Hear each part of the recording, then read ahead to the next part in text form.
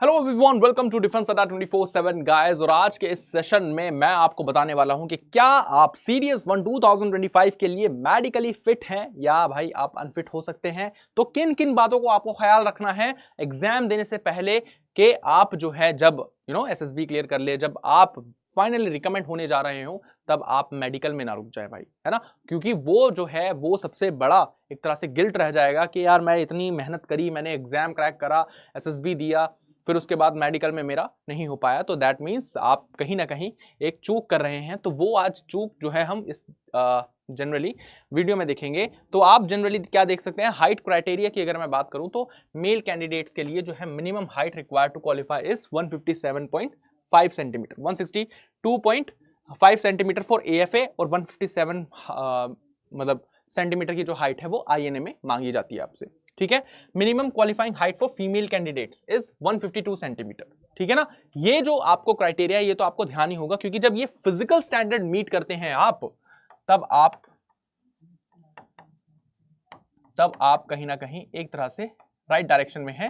आप पहले ही मैं तो ये कहता हूं अपने स्टूडेंट से कि जो भी स्टूडेंट सीडीएस 1 2025 दे रहा है ना, और वो श्योर है कि यार रिटर्न मैं निकाल लूंगा, एसएसबी में थोड़ी सी प्रिपरेशन करनी पड़ेगी, हाँ, तो उसके लिए मैं हमेशा एक ही चीज कहता हूं। एक ही चीज क्या होती है वो, कि आप एक बार कहीं अच्छी जगह से अपना मेडिकल एग्जामिन करवा ले, मेडिकल एग्जामिनेशन करवा ले अपने आप को, ताकि आप वहां पर क्या हो, हर तरह से अनफिट होने से बच जाए।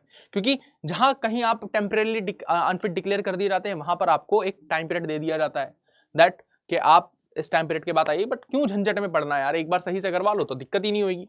तो for candidates belonging to Lakshadweep, minimum height required to qualify is can be decreased by 2 centimeter for Gorkha candidates and individual belonging to the northeast hills।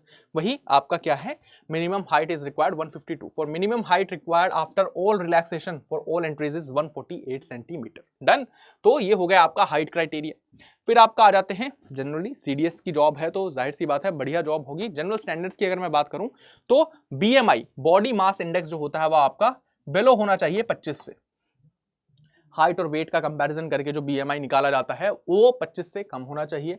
All biochemical metabolic parameters must be with in the normal limits. देखो, जब भी हम defence officers वाले exams की तैयारी कर रहे होते हैं तो वो आपका एग्जाम ज्यादा मेहनत मांगता है आपसे।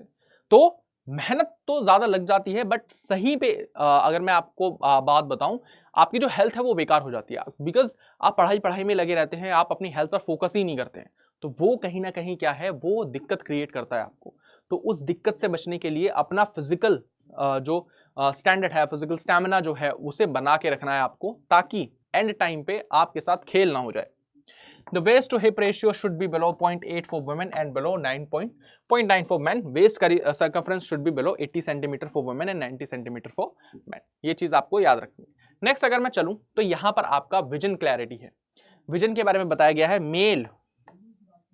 मेल के लिए ओटीए और आईएमए के लिए जो वॉस आई है 6/12 की रेशियो है, बेटर आई है 6/6 की ratio, note more then 3.5D। Myopia की बात कर रहे हैं हम। मैनिफेस्ट हाइपरमेट्रोपिया के बारे में अगर मैं बात करूं, लेस देन प्लस 3.5D होना चाहिए, इंक्लूडिंग एस्टिगमेस्ट क्या है आप डायरेक्टली देख सकते हैं, ये वर्ड मैं बोल नहीं पाता हूं, एस्टिग्मैटिज्म, ओके, ऐसे बोल सकते हैं इसको। फिर है फीमेल के लिए ओटीए एंड आईएमए के लिए, वॉस आई जो है आपकी 6/12 है, बेटर आई 6/6 है, not more than -5.5D, less than plus 3.5D including astigmatism, okay. ये चीज आपको याद रखनी है। अब देखो, ये वाला जो है आपका विजन स्टैंडर्ड जो है, विजुअल स्टैंडर्ड्स की अगर मैं बात करूं,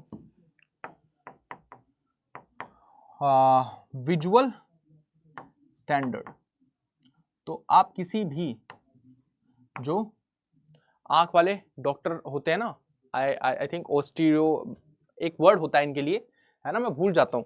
ऑर्थोपोडक्स तो हड्डी वाले होते हैं, है ना। एक सेकंड में आपको बता ही देता हूं क्या होता है। आइज डॉक्टर को क्या कहते हैं भाई,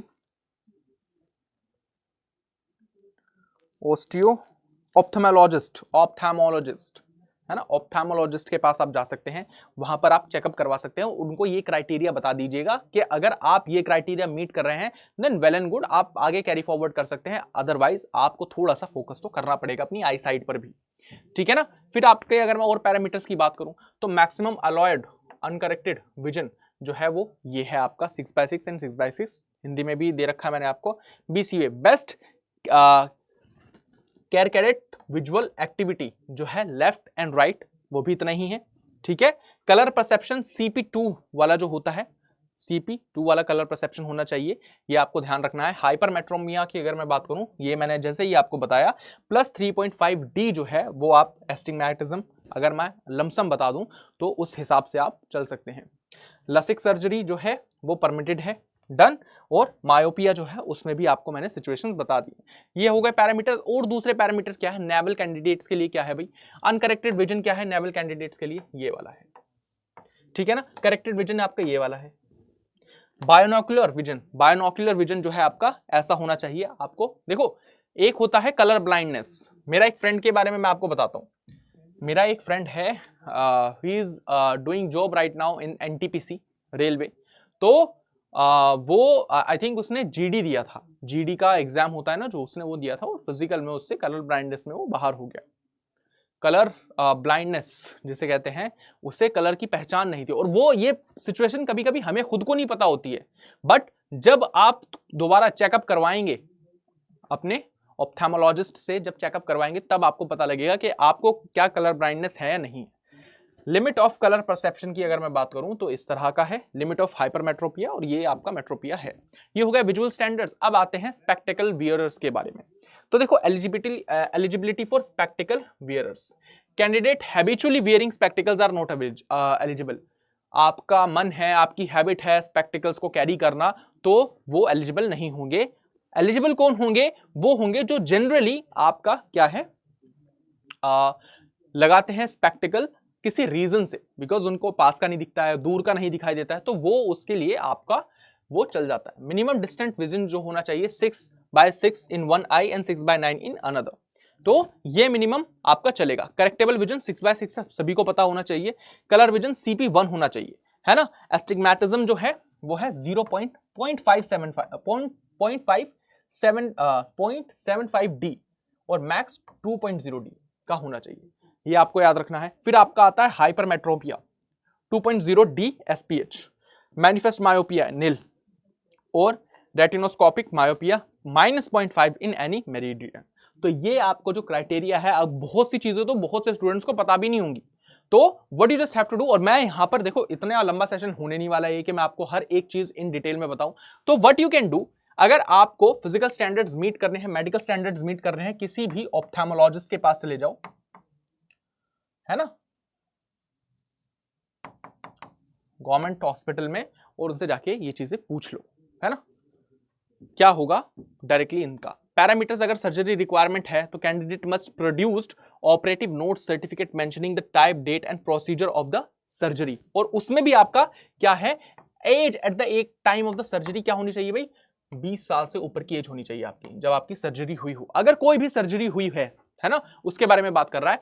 टाइम सिंस सर्जरी, सर्जरी के बाद का समय max minimum 12 months post surgery, मतलब सर्जरी के बाद 12 महीने बाद आप ये एग्जाम दे रहे हैं, इस एग्जाम में रिक्रूटमेंट के लिए पेपर दे रहे हैं, तो वो आपका चलेगा। एक्सियल लेंथ जो है बाय 10L मास्टर इतना हो जाएगा, ये आपको ध्यान रखना है। सेंट्रल कॉर्नियल थिकनेस जो है वो आपकी इतनी होगी, है ना। रेजिडुअल रिफ्रैक्शन जो होगा +1.0D का होगा, इंक्लूडिंग सिलेंडर, वो सिलेंडर नहीं, घर वाला नहीं, है ना, सिलेंड्रिकल शेप होती है। रेटिना कंडीशन क्या होनी चाहिए, should have a healthy retina, स्वस्थ और सामान्य रेटिना होना चाहिए आपका, तब आपको एंट्री मिलेगी। अब आ जाते हैं थोड़ा फिजिकल कंडीशन पे। फिजिकल कंडीशन पे रनिंग की अगर मैं बात करूं 2 से 4 किलोमीटर इन 15 मिनट्स, वही chin ups minimum 8, push ups minimum 20, rope climbing 3 to 4 metres, sit ups minimum 20, skipping regular practice required. तो ये आपका थोड़ा सा रूटीन होता है फिजिकल फिटनेस के लिए। अगर आप अपनी फिजिकल फिटनेस जो है वो इंप्रूव करना चाहते हैं, you can do directly these kinds of things to improve your physical fitness. 4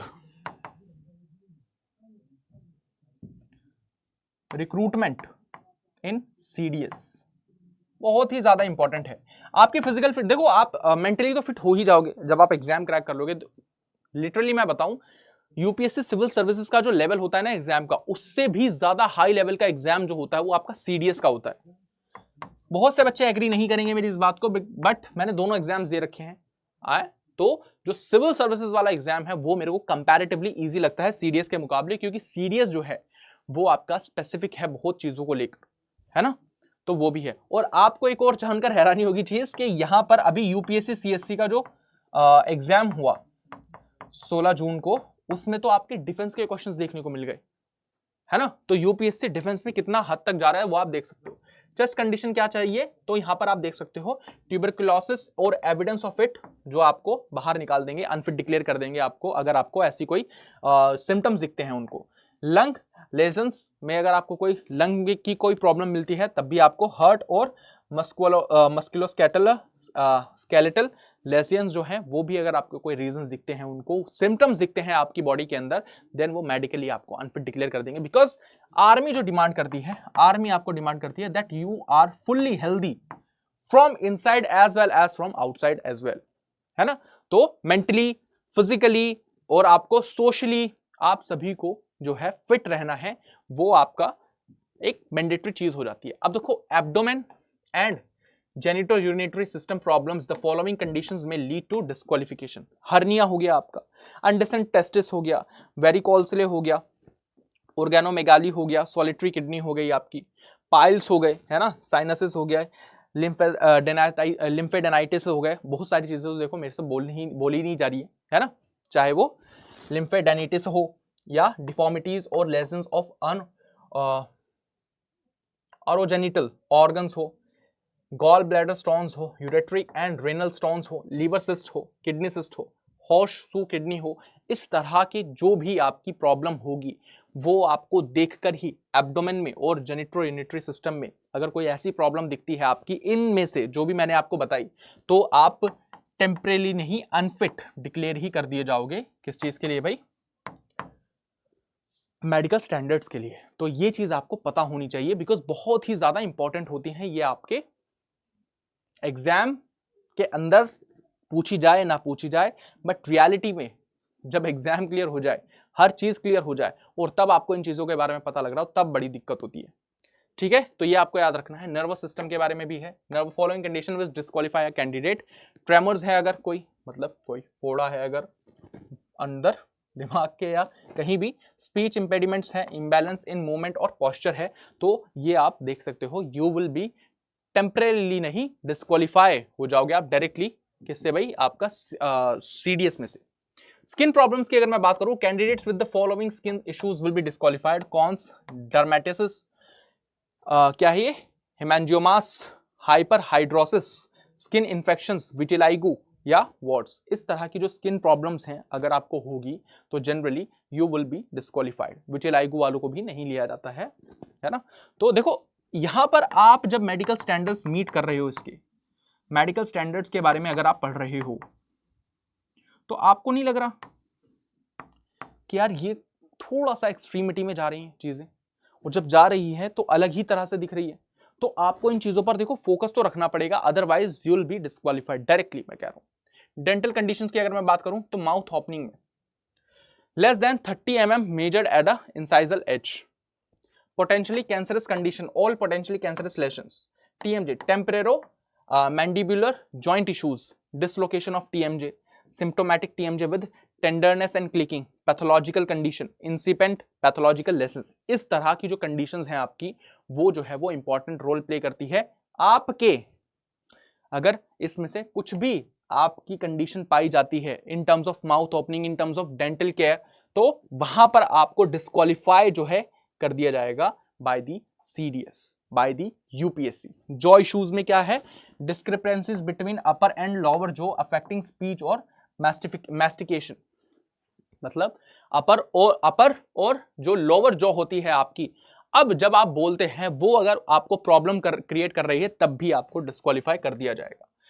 ocular diseases leading to disqualification, the following ocular conditions will render a candidate unfit: corneal conditions, corneal opacity, eyelid abnormalities, entropion या ectropion, inward turning of eyelid, outward turning of eyelid। अब देखो corneal opacity, corneal opacity का मतलब क्या होता है? यहां पर आप देखोगे बहुत सारे मायोपिया, आपने जो बीमारी देखी होगी उसमें आपने एक चीज देखी होगी, जो आंखों की जो पुतली होती है, अंदर की जो आपकी पुतली होती है, वो ओपेसिटी होने मतलब उसमें पारदर्शिता आपको देखने को मिल जाती है ज्यादा, तो वो उस कंडीशन में भी आपको नहीं लिया जाएगा। लेंस कंडीशन क्या होनी चाहिए? Lenticular opacity. Cataract like issues हटा दिया जाएगा आपको। Tear duct issues, nasolacrimal occlusion, blockage in tear ducts. Vision deficiency की अगर मैं बात करूं, नाइट ब्लाइंडनेस अगर आपको है, then you will be disqualified. Eye movement disorders जो है, निस्टैगमस, इनवॉलंटरी आई मोमेंट्स जो होंगे वो आपके लिए जो है प्रॉब्लम क्रिएट करेंगे। Abnormal growth, pterygium growth on the conjunctiva, dropping eyelids, ptosis, drooping of the upper eyelid, retinal issues जो है, रेटिनल लेशंस जो है, डैमेज और एबनॉर्मैलिटीज इन द रेटिना। इस तरह की जो चीजें हैं, देखो यार आपको यहां पर देखना पड़ेगा। Inflammation, uveitis, inflammation of the uvea, ये बहुत सारी साइंटिफिक लैंग्वेज है। आई होप मैं समझ पा रहा हूं, that I know some of ये बहुत सारी चीजें जो है आपको समझ में नहीं आ रही हूं, है ना, you are not getting understand. तो यार एक बार ना टाइम निकाल के अपना एक मेडिकल एग्जामिनेशन वाला चेकअप करवा लो, और ज्यादा इसमें वो भी नहीं लगता है ज्यादा, बट हाँ अच्छी जगह से करवाना, है ना। तो वहां से अगर आप ये सारे चेकअप करवा लोगे, then you will be able to make it out के you will able to understand whether आप टेम्परेरीली अनफिट हैं या पूरे डिस्क्वालीफाई कर दिए जाएंगे। अगर आप मेडिकल एग्जामिन होते हैं सीडीएस में आफ्टर एसएसबी इंटरव्यू, तो यहां पर आपको चीजें पता होनी चाहिए, because it plays an important part in your career as well, है ना। हाइट वाइट का देखो रहता ही है, बट जो इसमें डिजीज बताई गई हैं वो अलग लेवल की है, ठीक है ना।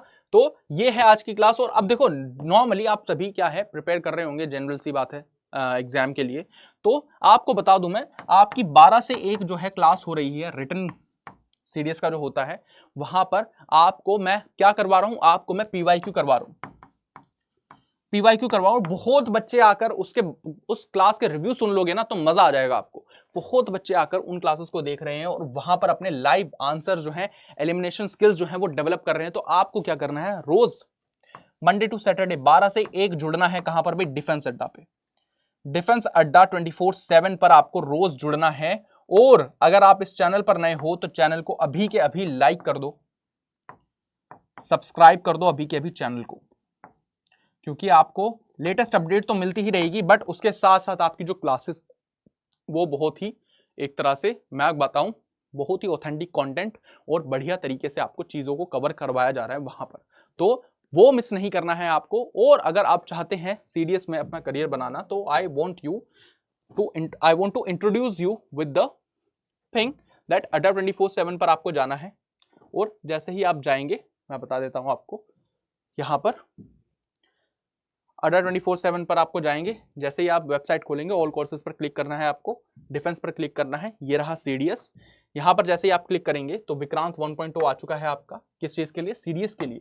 तो आपको कुछ नहीं करना है, यहां पर जाके कूपन कोड लगा देना है, और the coupon code is Y944। ये कूपन कोड याद रख लेना। जब ये लगाओगे आप तो आपको एक्स्ट्रा डिस्काउंट मिलेगा। Live classes, recorded classes, PDF, e books, test series, सारा कुछ जो है आपको यहां पर मिलने वाला है अगर आप ये कोड लगाओगे Y944। याद रख लो क्या है आपका,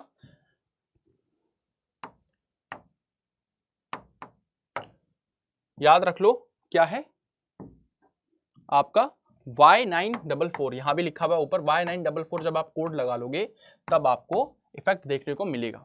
और 12 से 1 की क्लास में जुड़ना भूलना नहीं है सभी को। और अगर आप और कुछ स्टूडेंट्स को जानते हैं जो प्रिपेयर कर रहे हैं सीडीएस के लिए, तो आप उन्हें भी जोड़ सकते हैं। मैं मिलता हूं आपसे नेक्स्ट सेशन में, तब तक के लिए जय हिंद everyone. This is Aftab Saifi signing off till we meet next time. Bye.